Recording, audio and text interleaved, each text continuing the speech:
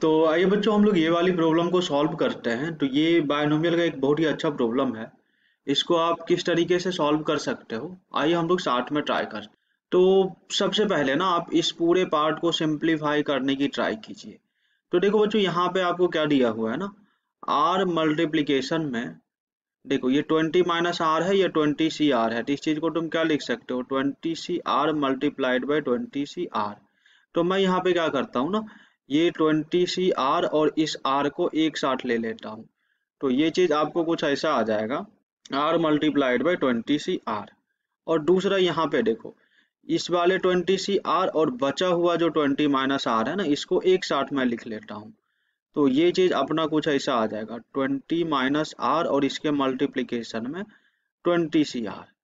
अभी इस चीज को कुछ ऐसा लिखो, R 20 factorial divide by R factorial into 20 minus R का फैक्टोरियल। इस चीज को कुछ ऐसा लिख सकते हैं। और इसकी अपन बात करें ना, ये देखो 20 माइनस आर है, और यहाँ पे देखोगे ना, ये 20 फैक्टोरियल है divide by R factorial into 20 minus R का फैक्टोरियल। यहाँ तक आपको आराम से समझ में आया होगा, मैंने कुछ नहीं किया, बस चीजों को एक्सपैंड कर लिया। तो देखो इस आर फैक्टोरियल को हम लोग क्या लिख सकते हैं, R into R minus one का फैक्टोरियल। फिर ये चीज और ये चीज कैंसिल हो जाएगा, डेट मीन्स यहाँ से क्या बचेगा, देखो यहाँ से जो तुमको मिलेगा ना, 20 फैक्टोरियल डिवाइड बाय क्या, आर माइनस वन का फैक्टोरियल। और यहाँ पे देखना, यहाँ पे मिलेगा 20 माइनस आर का फैक्टोरियल। ये कुछ ऐसा आ जाएगा, और इस पार्ट को तुम यहाँ पे सेम टू सेम लिख लो। सेम इसके लिए भी आप कुछ ऐसा बोल सकते हो ना, ये जो 20 माइनस आर का फैक्टोरियल है, इसको तुम क्या लिख सकते हो, 20 माइनस आर और मल्टीप्लीकेशन में क्या, 20 माइनस आर माइनस वन का फैक्टोरियल। तो ये पार्ट और तुम्हारा ये पार्ट कैंसिल हो जाएगा, और यहाँ पे सिर्फ ऐसा बच जाएगा ना, 20 फैक्टोरियल डिवाइड बाय क्या, ये देखो, देखो 20 माइनस वन बोले तो 19 माइनस आर का फैक्टोरियल, और यहाँ पे आर फैक्टोरियल, ये कुछ ऐसा आ जाएगा। यहाँ तक मैंने कुछ नहीं किया, चीजों को बस सिंप्लीफाई किया है। अभी आपको एक चीज पता होगा, जब हम लोग एनसीआर लिखते हैं ना, तो इसका मतलब क्या होता है, N factorial divide by R factorial multiplication में एन माइनस आर का फैक्टोरियल। तो यहाँ पे देखो होता क्या है ना, कि इसका और इसका सम मतलब R plus of N minus R कितना आता है, एन आता है, इसलिए ऊपर में हम लोग एन फैक्टोरियल लिखते हैं। इसकी हेल्प से मैं चीजों को सोचने का अप्रोच आपको समझा रहा हूँ। मैं दोबारा आपको बता रहा हूँ, मैंने आपको क्या बोला, कि जैसे ही एनसीआर हम लोग लिखते हैं ना, तो ये कुछ ऐसा होता है। और यहाँ पे देखोगे इसका और इसका समेशन बेसिकली कितना आता है, ये एन आता है, इसलिए यहाँ पे एन फैक्टोरियल होता है। तो यहाँ से अपने को क्या आइडिया लगेगा ना, कि जैसे मान लो इसका और इसको मैं सम करता हूँ, R minus one plus of 20 minus R. तो ये चीज कितना आ रहा है, 19 आ रहा है, डेट मीन्स यहाँ पे क्या होना चाहिए, 19 का फैक्टोरियल होना चाहिए। तो इस चीज को समझने के लिए हमने ऐसा कुछ लिखा। तो डेट मीन्स यहाँ से क्या आ जाएगा ना, 20 एक बाहर आ जाएगा, और ये चीज हो जाएगा 90 factorial divide by R minus one का फैक्टोरियल, और ये चीज हो जाएगा 20 माइनस आर का फैक्टोरियल। तो अभी इस चीज को तुम ऐसा लिख सकते हो ना, 20 मल्टीप्लीकेशन में क्या, 19 सी आर माइनस वन। तो ये चीज थोड़ा अच्छा दिख रहा है। सेम इसके लिए भी सोचेंगे, तो यहाँ पे देखो ना क्या लिखा हुआ है, 19 minus R plus of are.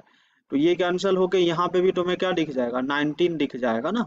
That means इसको भी 20 को बाहर लिख लो, और यहाँ पे क्या लिख लो, 19 का फैक्टोरियल, और ये देखो आर फैक्टोरियल, और यहाँ से क्या, 19 माइनस आर का फैक्टोरियल। तो डेट मीन्स ये पूरा रिजल्ट तुम्हारा क्या आ जाएगा, ये आ जाएगा 20 मल्टीप्लाइड बाय 19 सी आर। तो ये कुछ ऐसा आ जाएगा, ठीक है। अभी इस चीज को थोड़ा ढंग से सिंप्लीफाई करोगे ना, तो ये चीज तुम्हारा हो जाएगा 420 इंटू 20। और ये चीज मल्टीप्लीकेशन में जो आपको मिलेंगे, ये कुछ ऐसा मिल जाएगा, 19 सी आर मल्टीप्लीकेशन में क्या, 19 सी आर माइनस वन। या फिर तुम इसी चीज को ऐसा लिख सकते हो, 400 मल्टीप्लाइड बाय 19 सी आर, और इस चीज को मल्टीप्लीकेशन में लिख सकते हो 19। देखो N C R is equal to क्या लिखते हैं, N C N minus R ना। तो यहाँ पे ऐसा चीज मैं सोचना चाह रहा हूँ, एन माइनस ये वैल्यू यहाँ पे लिखना चाह रहा हूँ। डेट मीन्स ये चीज क्या आ जाएगा, 19 सी 20 माइनस आर। ये कुछ ऐसा आ जाएगा। अब इसके ऊपर तुम क्या लगा लो ना, सिग्मा लगा लो, जो कि इनिशियली यहाँ पे लगा हुआ था, R is equal to 1 to 20। तो देखो बच्चों 400 तो बाहर आ जाएगा और यहाँ पे सिग्मा लगेगा R is equal to 1 to 20 और ये आपका होगा 19CR मल्टीप्लीकेशन में 19C20 माइनस R। ठीक है, अब इसके बाद इस पे R की एक एक करके वैल्यू रखोगे तो आपको एक स्पेशल पैटर्न दिखेगा।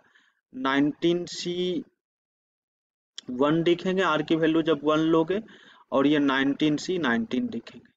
देन इसके बाद देखो आपको 19C2 दिखेंगे, देन 19C18 दिखेंगे। देन आगे जाओगे ना तो आपको 19C3 दिखेंगे, 19C17 दिखेंगे। ये चीज कुछ इस तरीके से चलते चलते आपको क्या मिलेगा, 19C20 मिलेगा और यहाँ पे 19C0 मिल जाएगा। ये कुछ इस टाइप का पैटर्न जाएगा। ठीक है, अभी यहाँ पे 400 भी हो जाएगा। तो बच्चों मैं आपके सामने एक सिंपल सा एग्जांपल देता हूँ। जैसे मान लो कि 50 बॉयज है और 3 गर्ल्स है और इनमें से मैं रैंडमली 3 लोगों को सेलेक्ट करने बोलूँ और तो आपका सिंपल जवाब होगा 53C3। या फिर इसी चीज को किसी बच्चे ने थोड़ा सा सोच के आंसर करने की ट्राई करेगा तो 50C3 लिखेगा, 3C0 लिखेगा।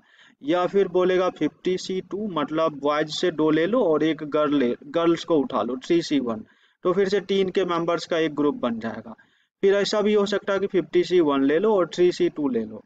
या फिर ऐसा भी हो सकता है कि 50 में से एक भी बॉयज ना ले लो और सारे के सारे आप गर्ल्स ले लो, तो यहाँ पे भी 3 का ग्रुप बन जाएगा। तो देखो मैं आपको क्या समझाना चाह रहा हूँ, ये जो मैं इतना बड़ा येलो कलर में लिखा हूँ इन सब का सम कितना आ रहा है, 53C3। मतलब आपका ये वाला आंसर और ये वाला आंसर दोनों क्या है, सेम है। डेट मीन्स यहाँ पे मैं क्या अपन कंक्लूड कर सकते हैं ना कि ऊपर का सम और नीचे का सम जब हर बार कांस्टेंट दिखे तो उस चीज को डायरेक्ट ऐसा लिख सकते हैं। जैसे कि यहाँ पे सम देखो 53 53 53 53 और नीचे में समेशन देखो यहाँ पे 3 यहाँ पे 3 यहाँ पे 3 यहाँ पे 3, इसलिए इसको हमने 53C3 लिख लिया। तो सेम चीज यहाँ पे भी तो काम कर रहा है ना। देखो 38 हुआ, फिर से 38 हुआ, फिर से 38 हुआ, यहाँ पे भी 38 हुआ और नीचे देखोगे तो यहाँ पे 20, यहाँ पे 20, यहाँ पे 20। दैट मीन्स ये चीज क्या है, ये चीज जस्ट कुछ इस तरीके से आपको दिख रहा है ना, 400 मल्टीप्लाइड बाई क्या 38C20 और ये आपका फाइनल आंसर हो जाएगा। या फिर इसी चीज को किसी ने ऐसा लिखा 400 मल्टीप्लीकेशन में क्या 38C18, तब भी सेम चीज है। इन दोनों में से कोई ना कोई एक ऑप्शन में होगा जो आप देखोगे ना तो आपको क्या दिख जाएगा 400 38C20, जो कि हमारा ये वाला आंसर आ रहा है ना। मतलब आपका जो ऑप्शन डी होगा वो क्या हो जाएगा, सही आंसर होगा। आई होप आपको ये चीज बहुत ही अच्छी तरीके से समझ में आया होगा क्योंकि मैंने बहुत ही डिटेल में चीजों को एक्सप्लेन किया। बाकी इसी तरह से आप बहुत अच्छे अच्छे एक्सप्लेनेशन देखना चाहते हैं अच्छे प्रॉब्लम का तो आप हमारे चैनल को सब्सक्राइब कर सकते हो, क्योंकि मैं हर रोज ही इस टाइप का कुछ नया कंटेंट अपलोड करता हूँ जो बाकी कहीं जगह आपको मिलने वाला है नहीं। तो इस वजह से आप हमारे चैनल को सब्सक्राइब कर सकते हो और आप अपने फ्रेंड सर्कल में इसको शेयर भी कर सकते हो। तो चलिए बच्चों, हम लोग मिलते हैं नेक्स्ट वीडियो में and thank you so much for watching this video.